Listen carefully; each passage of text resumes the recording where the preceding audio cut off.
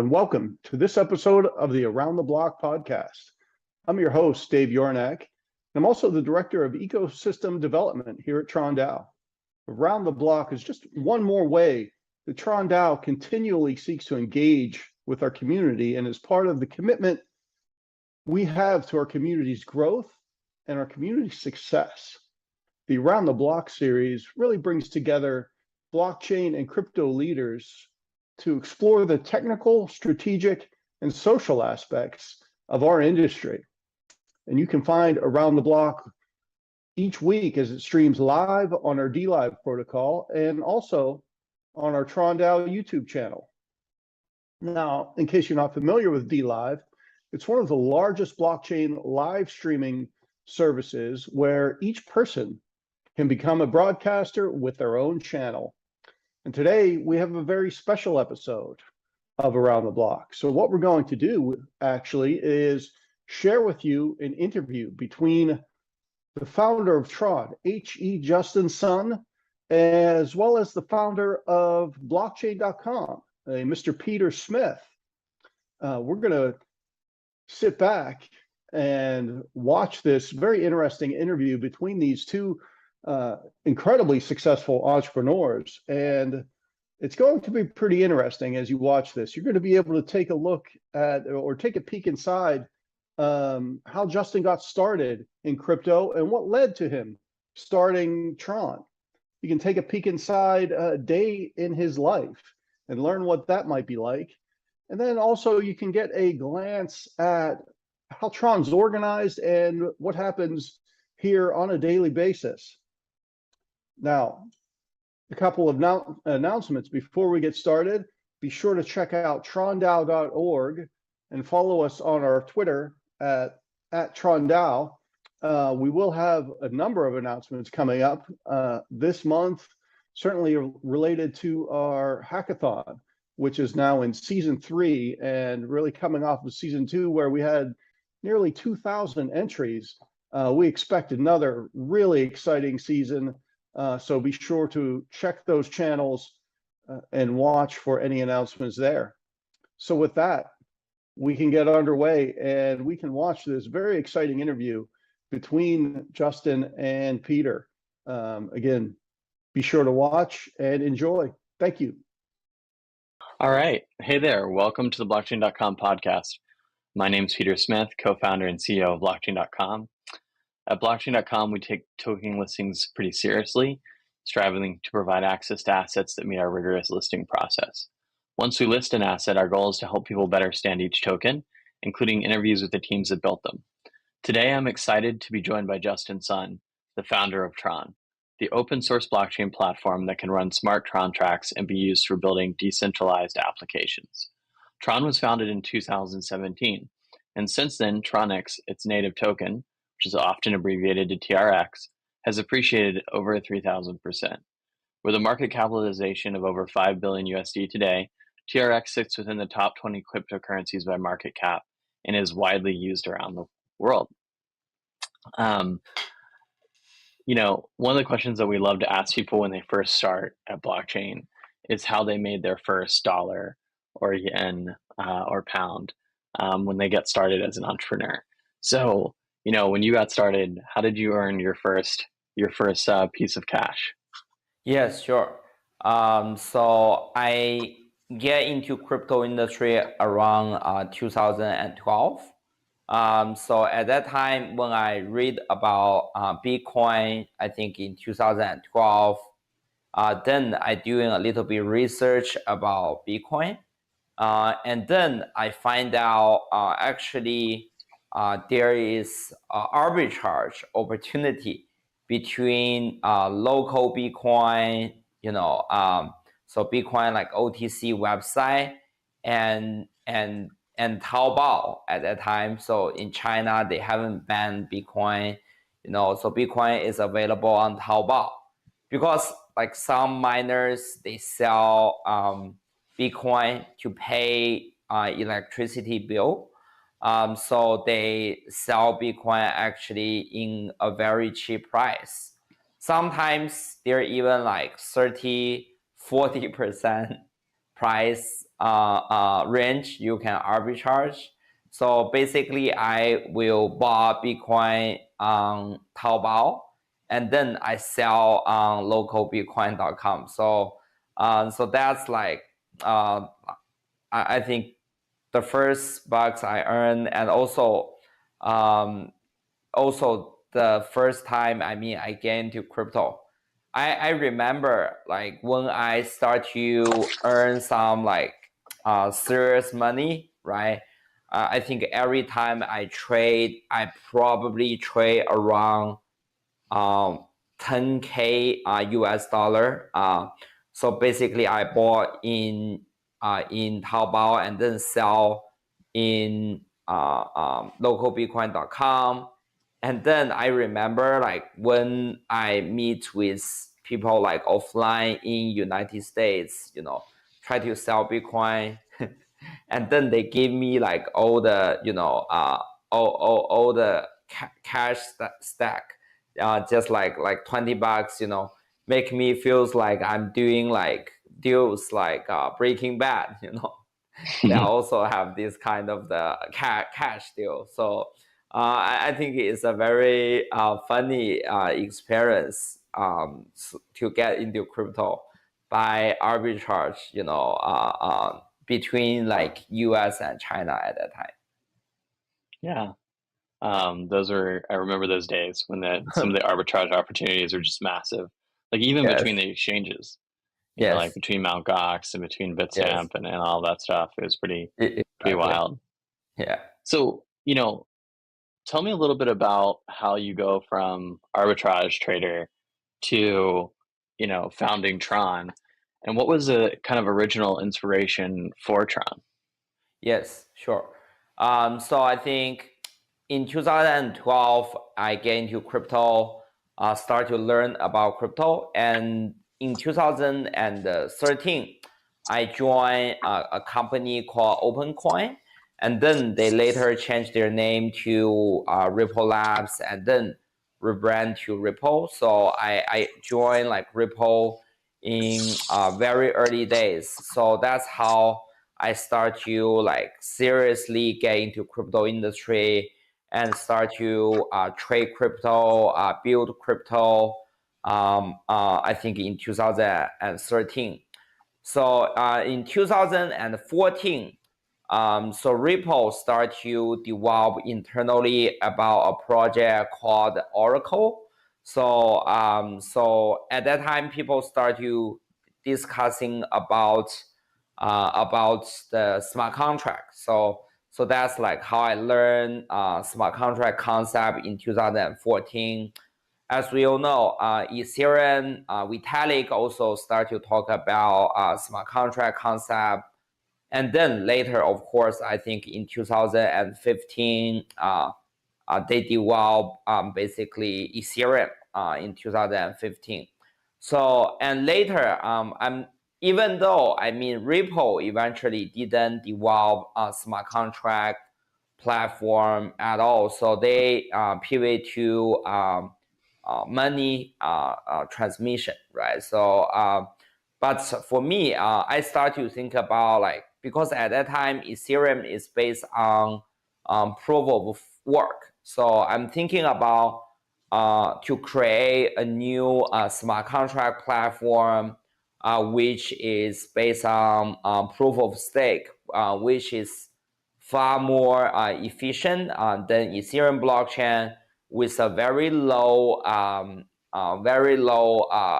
exchange fee. So that's like how I come up with the Tron idea, because at that time, 2017, there is just a few choices for the market for developing on the smart contract.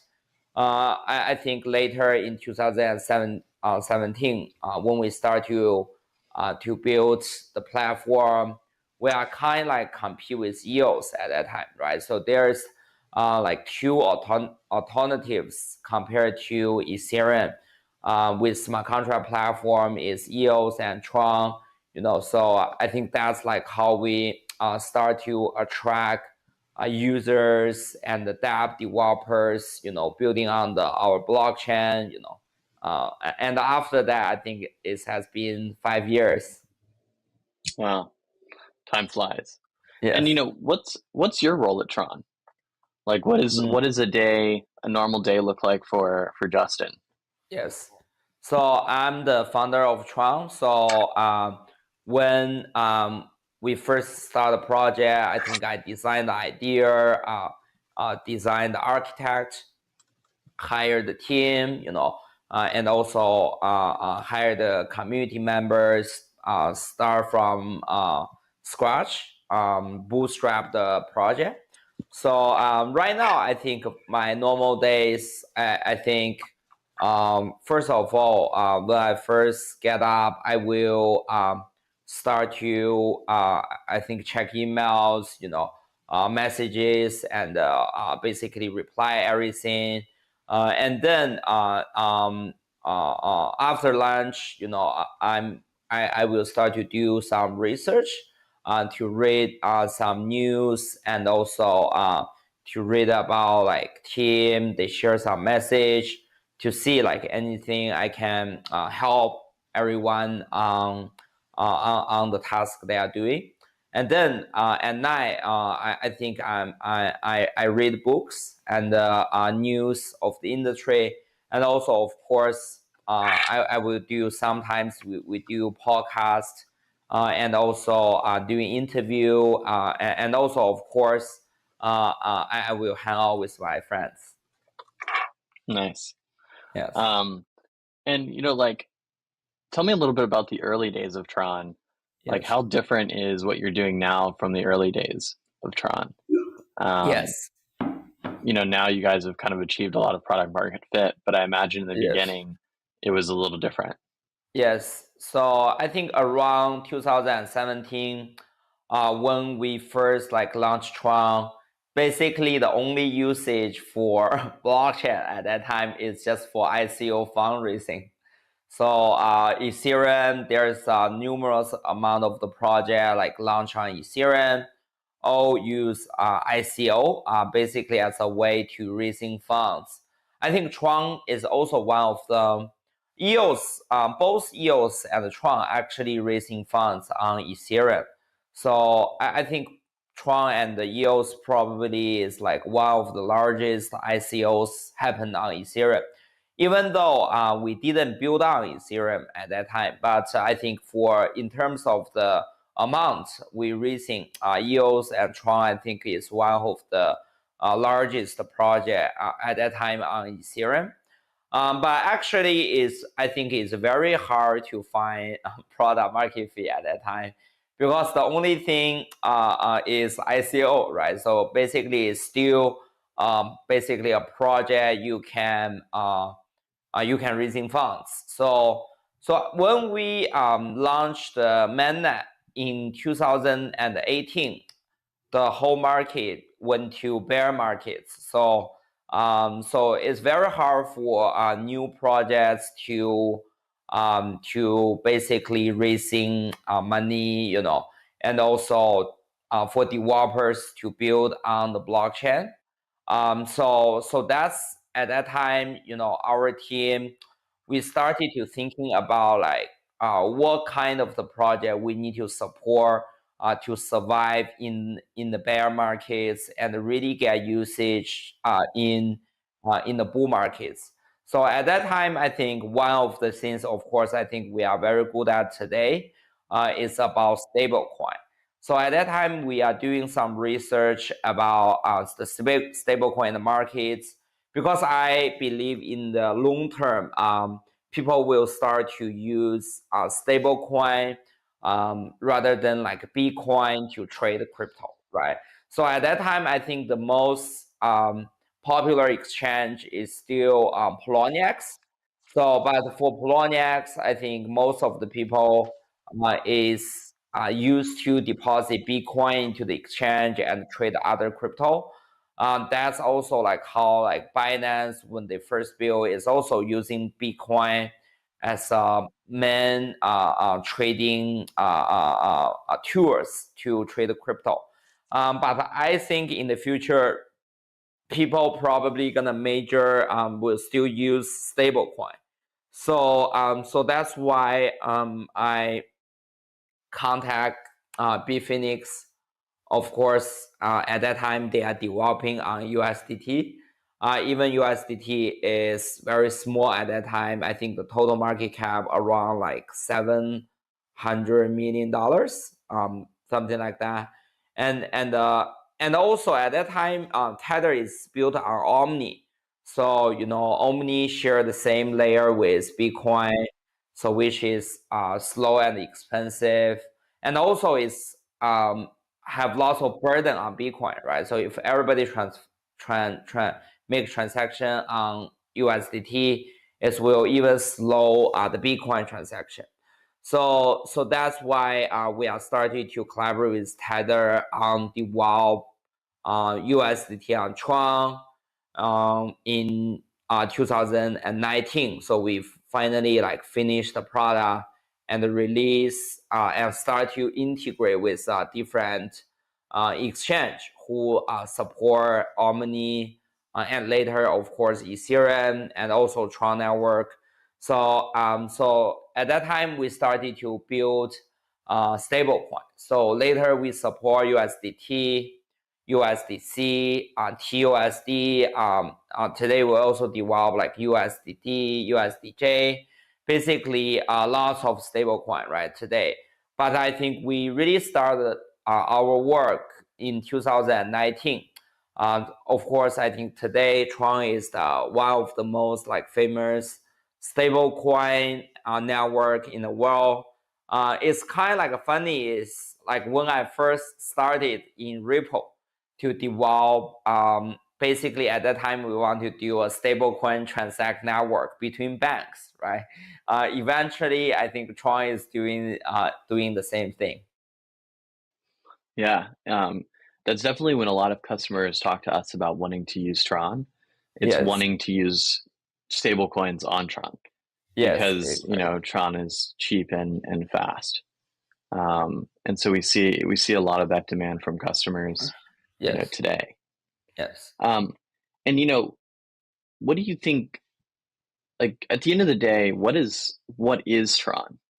Yes. We've talked a lot about people using it for stablecoin settlements. When you think about when you answer that question, what is Tron, the project today? What's the answer to that question for you? Yes.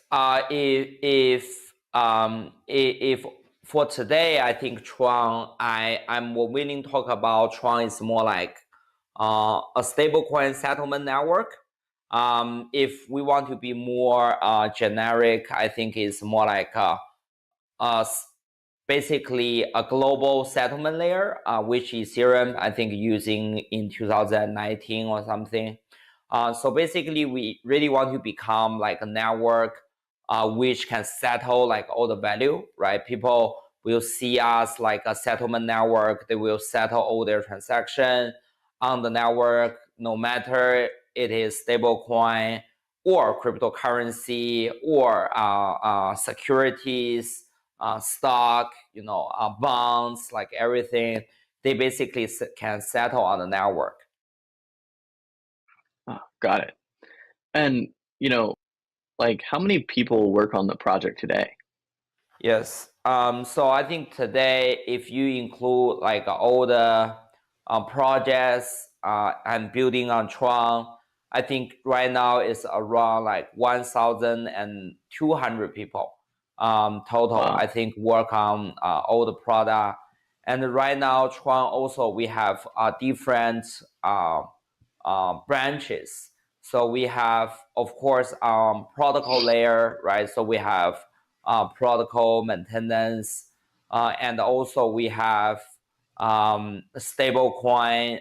So maintain different stablecoin stablecoin team, and also we have DeFi team. So building decentralized lending, trading, and also DeFi Lego, different DeFi Lego on Tron protocol. And also we have NFT division, so building all different kind of the NFT marketplace, and also NFT products. And also, of course, we have GameFi division. So building games on top of Tron network. So I think including everything together is like 100 and 200. Oh, sorry, 1,200 people. Wow, that's a huge team. Yes. Why do you think it's important to have that big of a team? Yes. So first of all, I think right now, since we, I think still blockchain is in a very early stage. So kind of like we don't know like which gonna become the big things in the future, right? So that's why I think stablecoin network itself, DeFi, NFT, GameFi, all possibly can become a big thing for the blockchain industry. So that's why I think basically we bet on everything. Of course, I think we didn't expect it. We're gonna be succeed in the everything we do. But I think we just try our best to develop the products, right? So which is very important for the customer. I think right now for the stablecoin and the DeFi, we are doing the best. In terms of stablecoin and the DeFi, I think we are right now, all of them is number 2. For stablecoin, I think we are kind of like 40% around Ethereum traffic. But if you talk about like daily transaction volume, we are even more than Ethereum network. And for DeFi, right now, total TVL of Tron is around $6 to $7 billion. So we are also the number 2 largest DeFi network in the world. But for NFT and the GameFi, I think we still have a long way to go since it's only come up I think last year. Yeah. You know, sometimes Tron is a controversial product, and project within the crypto community. Yes. What do you think is the reason for that controversy? What drives that? You've worked at a couple of controversial projects now. Ripple, used to have a lot of controversy. I don't know if anyone cares anymore. Yes. But how did Tron become controversial, and Yes. why is it today? I think for Ripple, I think the controversy. I think all the controversies come from timing. So I will, if you, I want to draw a conclusion. So I think the Ripple, one of the biggest reason for Ripple be controversial at that time, is because when Ripple first developed in 2012 and 2013. Pre-mine is very controversial. So at that time, like all the crypto projects is all fair launch, right? Like Bitcoin, like Litecoin, everybody is doing like fair launch. But for Ripple is the first project, I think, raising funds from VC, and also they have like a huge amount of the token is pre-mine. I think at that time is 60%. Which I mean drive most of the I think critics and also controversy. I think because of this. But I think today, if you check like all the product like launched today, right? Most of them like reserve funds for the developer team, so which is very common these days. But I think in 2012, 2013. It's very controversial. I think for Tron, it's the same. So I think we have several things which I think is very controversial. We are the first product at that time as a competitive public blockchain to become competitive to Ethereum virtual machine.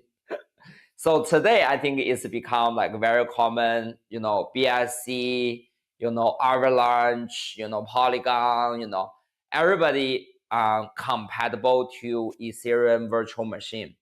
But at that time, if you build a project compatible to Ethereum virtual machine, it's very controversial because people will say you just like copy Ethereum code, to use on your own like software. Even, we can argue this is actually even better for Ethereum because, we build Ethereum virtual machine standard to become like a market standards, right? But I think at that time, Ethereum maximalists, they don't think this way, right? They will attack our other competitive projects, basically saying like they are copy Ethereum technology. But I think later in 2020 and 21, it's become very common, right? Today, BSC, Polygon, Avalanche, all the blockchain I know, right, start to compatible with EVM. I think that's why, I think the industry is always evolve. It's kind of like the model standards is also evolve as well. So probably something you do at that time is super controversial, but after 3-5 years is probably become like less relevant anymore. Yeah. As the founder of TRON, when you're trying to track the progress, what are the 3 or 4 core metrics that you're tracking closely to know if the project's successful or not? Yes. I think, of course, I'm a data-driven person. We always tracking several data to see how the protocol works. I think first of all is the daily stablecoin transaction number. So for example, right, if you take like $1 transact to another people, we will take like $1 as a transaction volume today. I think right now our general number is around $7 billion to $15 billion. So depends on the market. So it's changed like all the time. And I track this number every day, to understand like how the market works. And right now, of course, I think we are also trying to grow like other stablecoin transaction other than Tether. So because right now Tether occupies like 90% of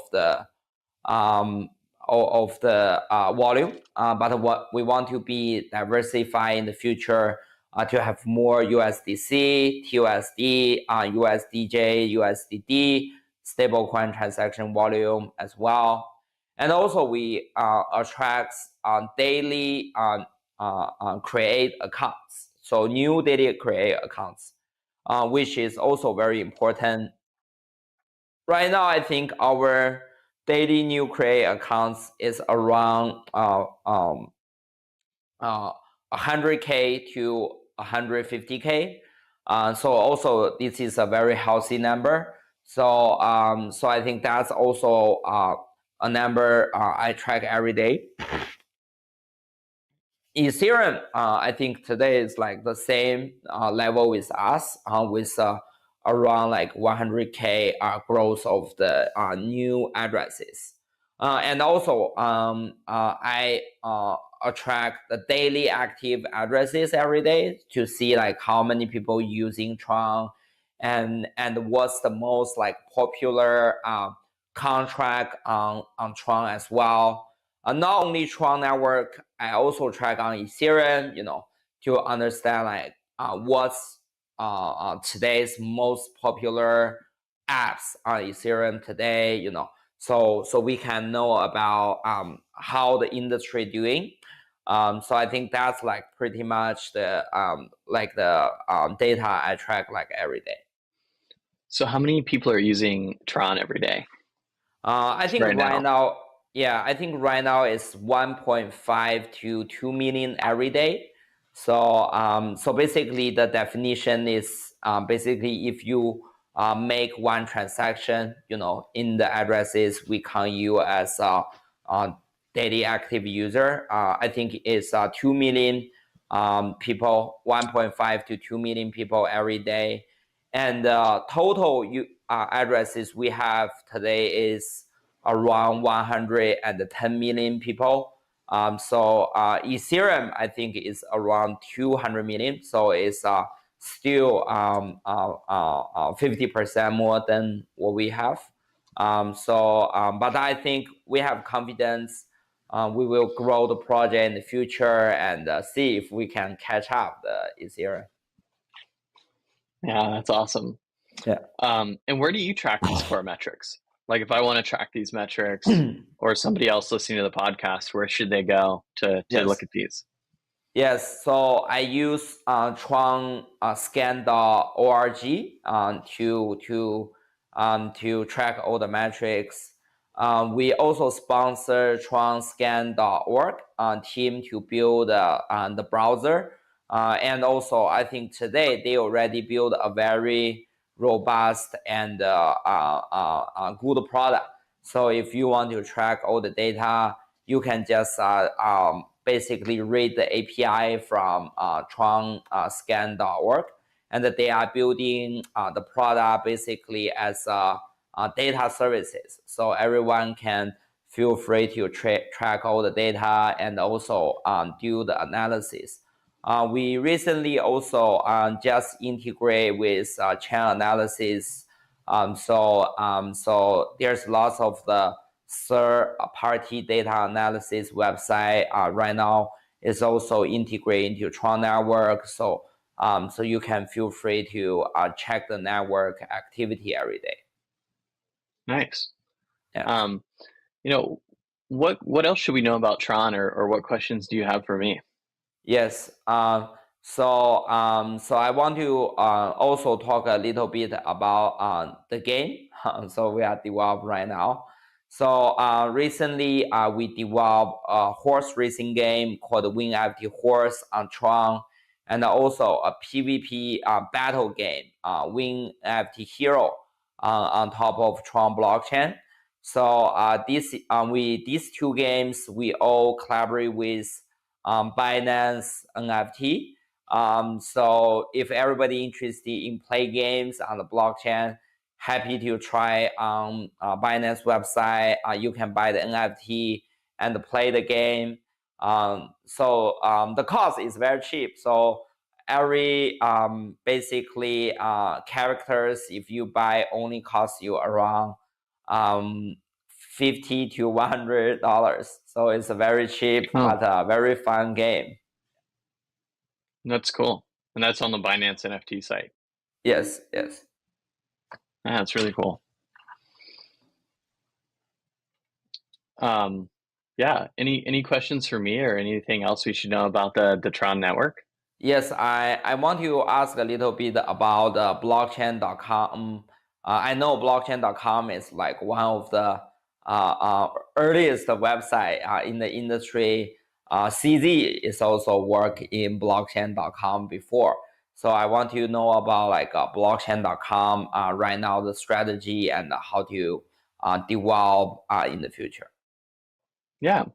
So we're still very focused on our original strategy, which is providing access to crypto for people. Yeah. So, we're a very different mission than like Tron, which is building a network. Our mission is to provide access to all of the networks. And so what that means is, how do we make crypto easy for people to use? And today we are about 30% of all the Bitcoin transactions in the world. Yes. And kind of similar numbers across other blockchains. Yeah. And that really has just come out of that simple idea of, okay, people want to use crypto, but someone has to make it easy for them. Yes. And we do that for retail, and we do it for institutions now as well. So we have about 1,500 institutional clients all over the world as well. Yeah. And we really do just see ourselves as a market access company. So we don't develop blockchains or tokens, we provide access to them. Yes.